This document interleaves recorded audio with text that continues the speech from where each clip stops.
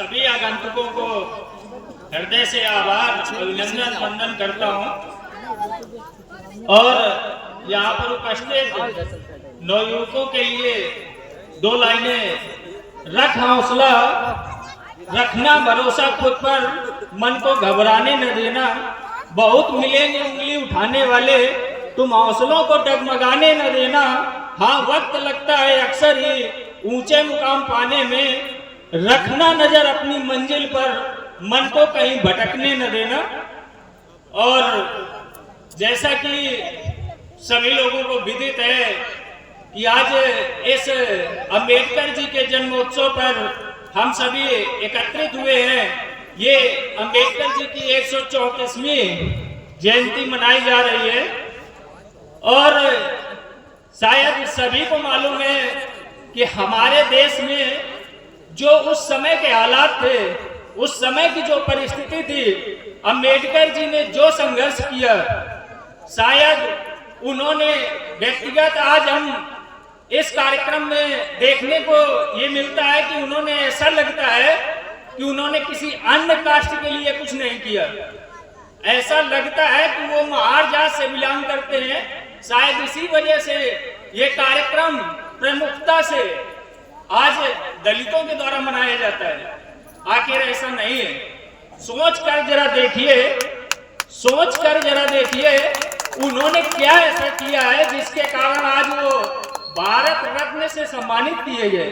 आज हम उनके, जैसा कि हम लोगों को मानना है कि हम आप ये समझते हैं कि व्यक्ति अपने कर्म से महान होता है, लेकिन नहीं, ये हिंदुस्तान है। यहाँ पर लोग अपने धर्म से महान होते हैं। शायद अगर कर्म से महान होते तो आज यहाँ जो उपस्थिति दिख रही है वो शायद अन्य की भी बढ़ चढ़कर होती। इसलिए बाबा साहब का विरोध जो लोग करते हैं उनसे मैं सिर्फ ये कहना चाहता हूँ, उन्होंने सीधे शब्दों में ये कहा था कि मैं पैदा हुआ हूँ दलित में, ये मेरे बस में नहीं था। मैं पैदा हुआ हूँ दलितों में, ये मेरे बस में नहीं था, लेकिन मरूंगा तो हिंदू बनकर नहीं। आखिर हम आप आज हिंदू और मुस्लिम के नाम पर, हमें आपको धर्म के नाम पर लड़ाया जा रहा है, जबकि बाबा भीमराव अंबेडकर ने अपने शब्दों में उन्होंने बौद्ध धर्म क्यों स्वीकार किया? आखिर उन्होंने जो ये स्थिति थी, आज जैसे 1585 की लड़ाई चल रही है, ये हम आप नहीं लड़ रहे, ये हमें आपको लड़ाया जा रहा है। कारण उसका सबसे विशेष कारण है अशिक्षा। जब हम जागरूक होंगे महोदय, जब हम जागरूक होंगे तभी हम अपने अधिकार मांगेंगे नहीं बल्कि छीन लेंगे। ये हुनर हम में होना चाहिए। जब हम अपने अधिकार को जानेंगे, समझेंगे, पढ़ेंगे, तभी हम छीनने की कम करेंगे। बाकी कोई अधिकार देता नहीं है। कुर्सी किसी को दी नहीं जाती बल्कि छीन ली जाती है। कारण ये हमें अधिकार बाबा भीमराव अंबेडकर ने दिया है। और जैसा कि आज हम अपने गांव की बात कर लेते हैं, हम अपने आप को, अपने परिवार को और अपने गांव को यदि सुधार ले जाएंगे तो शायद अपने भारत देश का कहीं एक छोटा सा हिस्सा, हमारा गांव भी सुधर जाएगा। जरूरी नहीं कि हम आप इतनी ऊंचे स्थिति में कार्यक्रम को मनाएं या ले जाएं। उसका कारण है सिर्फ केवल लोगों को जागरूक करना। और जागरूक करने का उद्देश्य ये है कि मैं आप लोगों के सामने सबसे बड़ी बात कहना चाहता हूं कि यहाँ ठीक अगले 14 अप्रैल में आज अपने गांव की शिक्षा व्यवस्था की बात करते हैं, जिस पर बाबा भीमराव अंबेडकर ने पूरी ताकत झोंक के जोड़ दिया कि आप शिक्षित होंगे तभी आपको अधिकार मिलेंगे और तभी आप अपना अधिकार छीन पाएंगे। आज हम बात करते हैं अपने गांव की शिक्षा व्यवस्था की।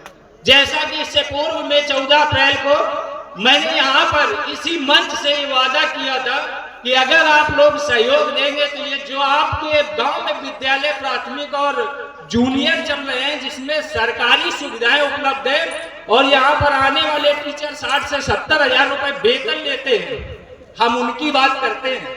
कभी कभी मुझे ऐसा लगता है कि इससे पहले शायद जो लोगों के समय की भर्ती हुई होगी, ये मैं मंच के माध्यम से कह रहा हूं और ये दावे के साथ कह रहा हूं, क्योंकि मैंने यही मंच से ये वादा किया था कि मैं अपनी स्वयं बिटिया का एडमिशन प्राथमिक विद्यालय में सिर्फ आप लोगों की वजह से कराऊंगा, और आप लोग अगर सहयोग दे देंगे 1 साल के अंदर मैं इस विद्यालय की जो दिशा है वो दशा बदल दूंगा। लेकिन ऐसा नहीं हो पाया।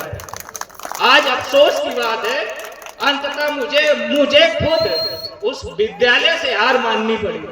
और कारण ये है कि आप ये समझिए, मुझे ऐसा लगता है कि मैं वहां पर मेरे जैसा प्रयासरत अभिभावक होने के नाते मैंने इतना प्रयास किया कि शायद विद्यालय के कुछ दिशा और दशा बदल जाए, लेकिन हालात ये हुए, अंत में मुझे ऐसा लगा कि नहीं, यहाँ के हालात और दिशा और दशा कुछ भी बदलने वाले नहीं है। अगर बदलना है तो तुम अपने आप को बदल लो। और कहने की बात यह है, वहाँ के हालात ऐसे हैं कि मुझे ऐसा लगता है कि जो पूर्व में इनके समय की भर्तियां हुई, तो शायद महोदय ऐसा लगता है उनकी कॉपियां देख करके कि मुझे ये लगता है कि ये बगैर पढ़े लिखे और किसी अन्य की डिग्री से नौकरी कर रहे हैं। आप ये समझिए हमारे देश के हालात हैं, हमारे गांव की दशा और दिशा कैसे बदलेगी जब उनको खुद का ज्ञान नहीं, तो वो बच्चों को शिक्षा क्या देंगे। इसलिए यहाँ पर जितने लोग बैठे हैं, मैं आज सब लोगों से ये संकल्प दिलाना चाहता हूँ कि अगर अपने बच्चों का भविष्य आपको बर्बाद करना हो पूरी तरीके से, तो आप सरकारी स्कूल का सहयोग लेना, अन्यथा बच्चे का एडमिशन आप किसी प्राइवेट स्कूल में करवा देना। कारण ये है कि वहाँ के जो टीचर है उनकी मैंने आप अगर वादा करें तो मैं आपको कॉपियां दिखा सकता हूँ, ऐसे विदाउट प्रमाण की बात नहीं करता। आप लोगों को कॉपियां दिखा के ये साबित करूंगा जब आप लोग ये कहेंगे कि नहीं वाकई ये उस काबिल नहीं है, लेकिन टीचर बनाए गए। अब आप ये समझिए कि वो आज जैसे हालात चल रहे हैं, तो आप ये समझिए कि उस समय कैसे ये टीचर में भर्ती हुए, कैसे शिक्षक बने होंगे। ये कहीं न कहीं कमियां हमारी आपकी है। ये आरक्षण हम लोगों से छीना गया है, और उसी आरक्षण में ये सेट किए हुए जो बगैर पढ़े लिखे विद्यालय में अध्यापक आते हैं, ये उनकी आरक्षण से छीने हुए ये अधिकारी बन के आए। ये अधिकार हमारा आपका मारा गया है, किसी अन्य का नहीं मारा गया। ये अधिकार जो आज हम हिंदू और मुस्लिम पे पड़े हुए हैं, जो हम अपने शिक्षा की ओर नहीं ध्यान दे रहे, ये कमियां हम में हैं, किसी और में नहीं है। अतः मैं एक बार पुनः आप लोगों से ये कहना चाहता हूं कि जो भी बाबा भीमराव अम्बेडकर ने आज अस्पृश्यता का अंत कर दिया, उन्होंने कहा कि छुआछूत हमने ये संविधान में लिखा, अनुच्छेद 17 में लिखा गया है अस्पृश्यता का अंत हो गया, छुआछूत खत्म कर दी गई। क्या आज आप ये समझते हैं? आपको ऐसा लगता है कि खत्म कर दिया गया? जिन लोगों को आज मैं ये देखने को मैं देख रहा हूं कि जिन लोगों को बाबा भीमराव अम्बेडकर के जयकारे और नारे लगाने में, यहाँ तक कि उनको फूल अर्पित करने में, उनकी आरती करने में लोगों को एक शर्म महसूस होती है। आखिर क्यों? क्या उन्होंने ऐसे कर्म नहीं किए? अगर बाबा भीमराव अम्बेडकर ने ऐसे कर्म ना किए होते, आज लोग क्यों पूछते उन्हें? आखिर उन्होंने इतनी मेहनत की, 42 डिग्रियां हासिल की, अनुच्छेद 19 उन्होंने हमें दे दिया, जिसके माध्यम से आज हम मंच में खड़े होकर बोल रहे हैं। यह अधिकार किसी अन्य ने नहीं दिया, यह अधिकार हमें संविधान ने दिया है। उस अधिकार को हमें आपको पहचानना है और अपने अधिकारों का इस्तेमाल करके हमें अपने अधिकार छीनने हैं, मांगना नहीं है। और वो छीन कैसे लेंगे? जब हम शिक्षित होंगे तभी हम छीन सकते हैं। अतः यहाँ पर उपस्थित सभी आगंतुक एवं हमारे कमेटी के सदस्य जिन्होंने आज इस कार्यक्रम का मुझे विशिष्ट अतिथि के रूप में सम्मान दिया, उनका मैं तहे दिल से, हृदय से आभार करता हूँ। बड़े हर्ष की बात है, मैं किसी पद पर ना होते हुए इस गांव का विशिष्ट अतिथि इस कार्यक्रम का बनाया गया। इसके लिए मैं इस टीम का हरदम आभारी रहूंगा और जब कभी मेरी जरूरत पड़ी तो हर समय हर संभव जो मुझसे हो सकेगा निरंतर प्रयास मेरा यही है कि जो भी मुझसे होगा निश्चित वादे के साथ कहता हूं कि आप लोगों के साथ खड़ा हूं। जब मेरी जरूरत पड़े आप लोग याद करना, आप लोगों का भरपूर सहयोग रहेगा। और यहाँ पर उपस्थित कमेटी के सदस्य जयप्रकाश जेपी जी, संदीप कुमार, जयपाल शिव कुमार उर्फ कन्नू, अजय कुमार, अर्जुन गौतम, ब्रजकिशोर, सिद्धार्थ, अरविंद उर्फ सटको, सुशील कुमार, देशराज, जयकरण, राजेंद्र कुमार श्रीवास्तव, आलोक कुमार, धर्मेंद्र कुमार, गौतम, इन सभी लोगों का तहे दिल से अभिनंदन और हृदय से आभार व्यक्त करता हूं। एवं आए हुए यहाँ पर आगंतुक सभी अतिथि गणों का तहे दिल से अभिनंदन वंदन करता हूं। और साथ ही सभी लोगों को मैं एक लास्ट में ये कहना चाहता हूं कि सिर्फ आप लोग केवल इन चीजों को मौखिक के तौर पे न लीजिए कि आज हम कह रहे हैं।